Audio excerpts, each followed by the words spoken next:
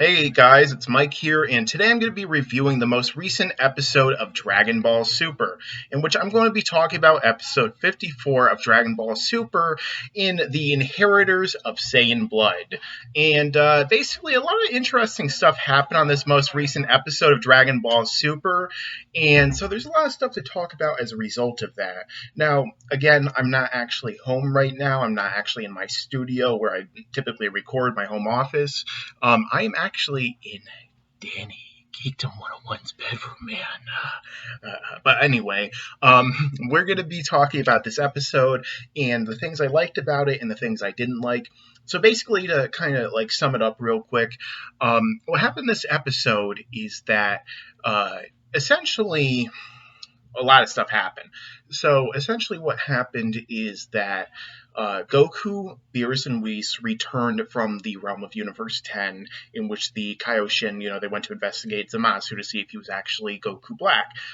So in that realm, essentially what happened was that Zamasu and his master, Gowasu, we're going to this planet to observe it. And the planet is Barbarous, I believe it is, which is a pun on barbarian. We were seeing this primitive race through their eyes to observe them.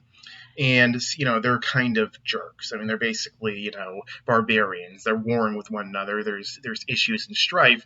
And Gowasu wanted to show to Zamasu that, in 1,000 years' time, they'll be evolved. They'll be better. He believes that. So what happens is they go into this realm, which looks like the loading station from Matrix. It seemed like there was a good amount of stuff in this episode that was like Matrix inspired, which I guess I like. I always like when Toriyama pulls from movies I really enjoy. And they took out the time rings, and there are 5 of them. And what we learned is that apparently whenever a new universe or a new timeline is created, because universes and timelines in Dragon Ball are not the same thing, even though technically they should be, a new time ring is created. And basically, that's why there are 5. Now, I don't understand why there's 5, because there should be 4 timelines in Dragon Ball that we know of, but maybe there's a 5th one we don't know about, we're going to find out about. But essentially, they went, they both had like the green, Gawasu's green earrings, and Gawasu put on one earring on his ear, and Zamasu put on the same ear, so they didn't fuse, although I believe that these are not the kind of earrings that fuse together. So essentially, they went 1,000 years in the future with the time ring and to the same planet, and they're still jerks. They're still warring with one another. So this is further developing the character of Zamasu and his animosity towards the mortals, the belief that, I guess, if he truly is black in this case, that they are, beings which are the mistake of the gods, and they are these creatures which are flawed, and that he wants to directly intervene in. Now, earlier in the episode, he was making tea for his master, and the tea didn't taste as well, which is foreshadowing, I suppose, Zamasu becoming more evil, or Gowasu, perhaps, becoming more evil and not liking that flavor, of the goodness, but who knows there. But essentially, also, back on Earth, after this had happened, well, not technically, but back on Earth, we had future Trunks went to spar with Vegeta. First off, he was doing some image training standing on top of the water, which is cool because they barely have done image training at all in the series. I mean, the only time I could think of in the manga they ever really did it was when Gohan and Krillin were on their way to Namek and they were fighting. Now, they probably do it like with the meditation, like Piccolo meditating. He's probably fighting himself internally. Like, we know that he does the split training that was done by Toriyama in the filler, so essentially that happened, and he then went to spar with Vegeta, and he turned to a Super Saiyan, and he said for Vegeta to turn into a Super Saiyan 3. And a really awesome moment, Vegeta just laughed at him and turned into a Super Saiyan Blue, and Trunks was shocked. He had never seen this form, and he wasn't aware that they had ascended to godhood, essentially.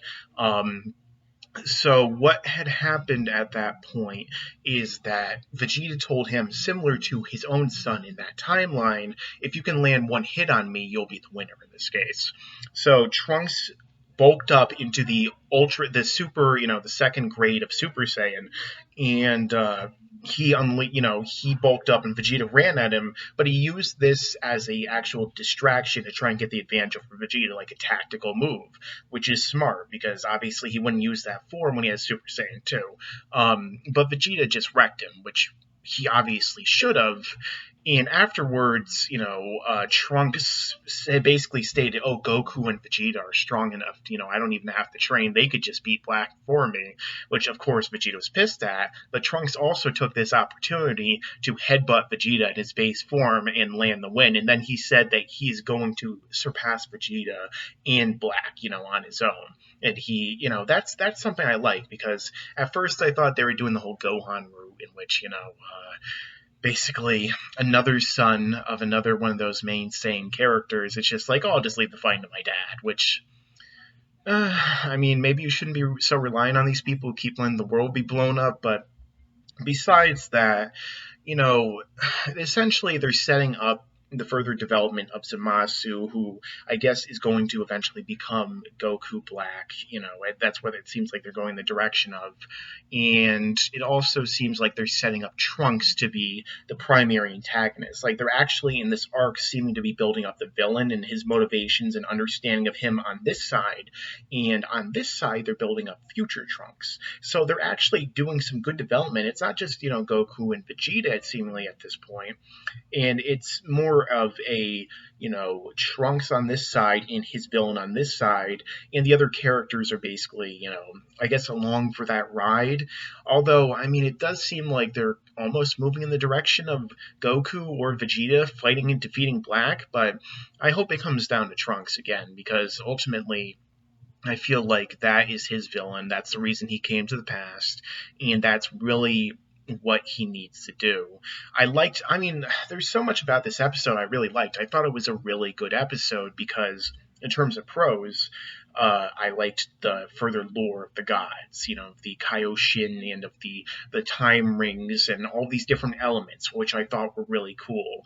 And I really also enjoyed the image training. Again, a return to something that we haven't seen in a long time. The dynamic between Trunks and his father, Vegeta. Trunks wanting to surpass his father and be able to actually, have that strength to do things on his own. I like all of these different ideas and concepts are introducing. That's one of the things I really like about this arc so far, even though I don't really like some of the ideas it was initially based on, like an evil Goku. It's more than that. And Black is really becoming one of, if not the most interesting villain in the history of this franchise. You got a villain like Baby, who, if he was handled a little bit better, he would easily have been the best villain, because his motivations are clear. We can understand where he's coming from. And the Saiyans were really the villains in that situation, but I guess Baby ended up being more like a xenomorph, aliens versus Predator kind of character, where essentially he was more of a weapon than a human being or than a person, and or a ningen, a human being in that case. I don't want to start that debate again.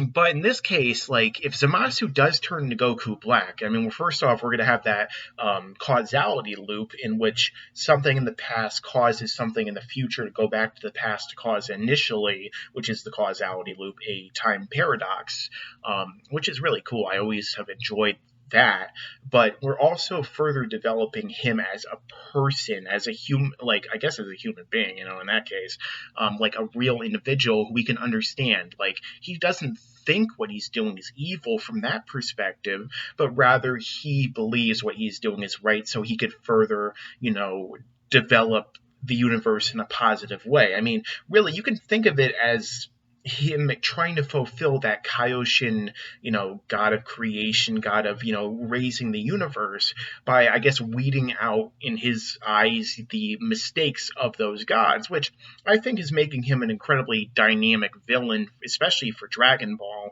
And I'm hoping that the execution overall would be really good for that, and we'll actually see a full-fledged, heel turn in that case, to use wrestling terminology. For things I didn't like, One of them would have to be the fact that, like, I still don't like how Vegeta with the Super Saiyan Blue looks in his Vegeta, I guess Saiyan Saga armor, with the blue and the different shade of blue. I just think it looks so much better with the current Whis gear, and I feel like when you change a series, you should really have a change of clothing with Dragon Ball, at least to signify it. I mean, Goku did have his symbol change when he went to train with King Kai. In the beginning, like in Resurrection F at least, they had Goku and Vegeta change their clothes, where Goku had the Whiskey, Vegeta had the armor that was made by Bulma, and both were signed by them. So I really, don't really like them going back to their original outfits because it no longer feels like it's in place. It feels more like they're trying to appeal to a certain demographic or a period of time. And I can understand that from a point of view, like in Resurrection F, for example, they made Gohan have like that cut again of his hair, and they had Krillin, shave his head again, just to look like what happened. They had those key characters that were around at that time participating, which I like.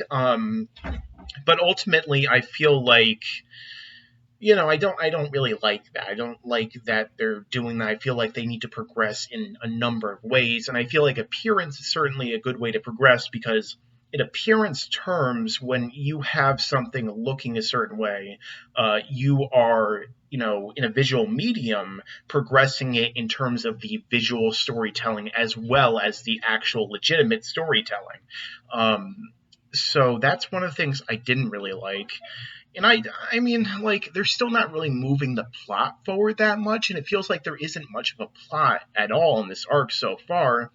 It seems like it's mostly character based. So if you want like a meaty plot, or if you want like explanation of the plot or what's really going on, then this is in this serial format with these episodic, storytelling where things lead into the next episode. You're not really going to get that because so far in this arc, it just seems like stuff is happening, and eventually we'll get a fuller picture, which I guess you could say in a series format, it works like that with each arc is basically like a movie, but, far more explanatory or, far less compressed, like audio or like a visual format. So I mean, I feel like that's a negative if you really want something. And for me, I do like plots. I do like more of the explanation. I do like the context because eventually, if there's no real context and we just keep going different directions, eventually we don't really care that much because what investment do we have? What stakes do we have? We might have an emotional investment in the characters, which is certainly something that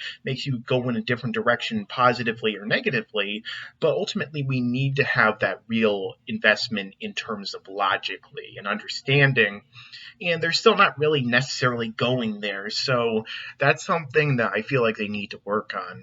But this episode essentially ended with Beerus and Whis going back to their world and getting a call from the Omni King, and he wants to see Goku. So I guess on the next episode, Dragon Ball Super, Goku's going to go and meet him, and we're going to get maybe some plot development, maybe something that is going to further this story in that way. Hopefully it's not just more setup for the actual next tournament, because I don't care about the tournament right now. I want to see this arc actually come to its conclusion before we do more of this tournament that has no real investment or stakes at all yet. Whereas this is a real emotional, like a real character that matters, and it's gonna actually influence everything. In that way, I definitely feel like we need to move in that direction as opposed to like talking more about this tournament that honestly could be a cool idea, but nobody really cares about it because there's no investment. So hopefully in the future we're going to see that happen. And as for what I think is actually going to happen, well, you're going to just have to wait for my next predictions video because I'm probably going to have a lot to talk about that. I'm not going to take up all your time with this one video. So what did you think of this most recent episode of Dragon Ball Super? Did you like it? Did you dislike it? I know I didn't mention every single thing. And for what I didn't mention, you could always ask me in the comment section what I thought about this particular element or that. But I don't necessarily think it's important in reviews to mention every single individual small tiny tidbit, because that's not my review. That'd be an in-depth analysis. And I do in-depth reviews But unless I'm going to actually go back and watch the series and review each individual arc, which I do plan to do eventually, I'm probably not going to do it that way where I'm going to mention, oh, did you know the grass was this color in this one scene? I don't think that's necessary. I think that ultimately the bigger picture is far more important when it comes to reviews. But let me know your own thoughts down below, and don't forget to like, comment, share, and subscribe. And as I always say, stick around, because there's a lot more to come in the future.